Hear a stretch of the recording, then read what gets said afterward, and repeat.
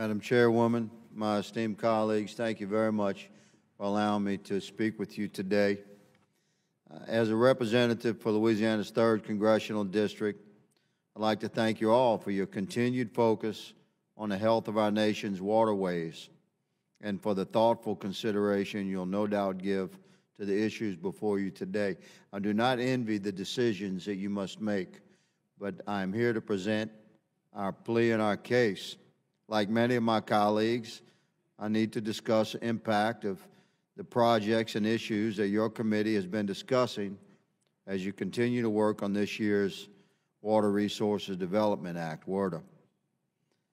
I'm sure it's no surprise that a member of the Louisiana delegation is here to talk to you about the importance of 5,000 miles of navigable rivers, bayous, ship channels, and canals that make up our state's waterways.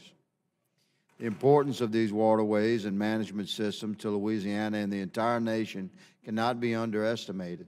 The Mississippi River Basin drains 1/3 of the nation's waters, indeed beyond the American nation, but the entire of North America.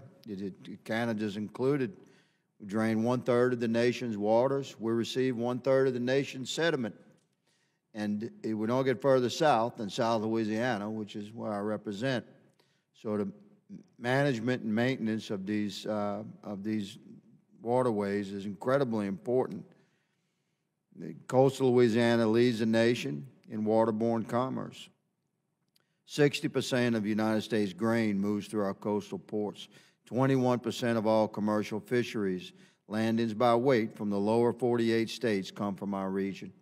23% of the total U.S. crude is produced in Louisiana. 18% of the U.S. oil supply comes from Port Fourchon.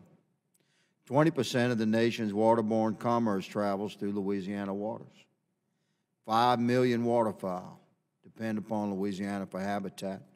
While many of you know the important role that large waterway systems like the Mississippi River and its tributaries play in our economy, you may not know the drastic impacts that focused Corps of Engineers' attention, WRDA authorization, and work plan dollars can play on smaller systems. For instance, the Calcasieu Ship Channel, 68 miles long and authorized to be dredged 400 feet wide and 40 feet deep. This channel requires around $40 million a year to be completely dredged. And when you balance that against the fact that this channel is the sole access point to the Gulf of Mexico, not only for the existing industry there, but for the epicenter of LNG production and $200 billion worth of new projects. This is their only ship channel. And consider the fact that the Port of Lake Charles, which this channel services, sends an average of $400 million in federal taxes to D.C. So the $40 million in balance becomes quite reasonable. This means thousands upon thousands of jobs are completely reliant on making sure that the types of authorizations and expenditures we're talking about today are considered and made expeditiously. It's also imperative that we continue to make improvements to the functioning of the Corps of Engineers. An example of one type of improvement is my amendment that was added on the floor to the 2018 WRDA bill that made a common sense change in the way Corps obtains easements for completing projects. This amendment focused on removing unnecessary burdens and costs that the Corps of Engineers was mandated to take and jeopardize progress on many projects in my district. Since its implementation, the Corps has been able to move forward with work they would not have been otherwise able to do. And I thank my colleagues for supporting that amendment. It's made a big difference.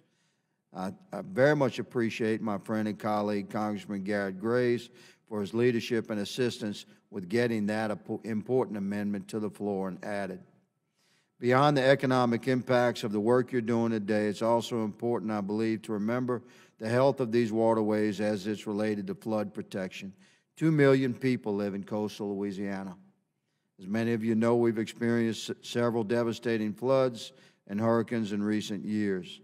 Healthy and well-maintained waterways are an important resource in the flood mitigation arena. I'll leave you with this thought from my personal response to rescue and relief efforts after a recent hurricane brought tremendous rains and waters to South Louisiana and Texas. We were in Texas. It was about 2 o'clock in the morning. We helped an elderly gentleman escape from his home. He told me, when he found out who I was, he said, "Congressman Higgins, I've been in my house since 1968. We've never flooded." He said that God's not dropping more rain on us. We just haven't maintained and managed our waterways to allow the water to get further south. So I very much appreciate you allowing me to speak to you today. Thank you for your consideration. God bless you for the work you do.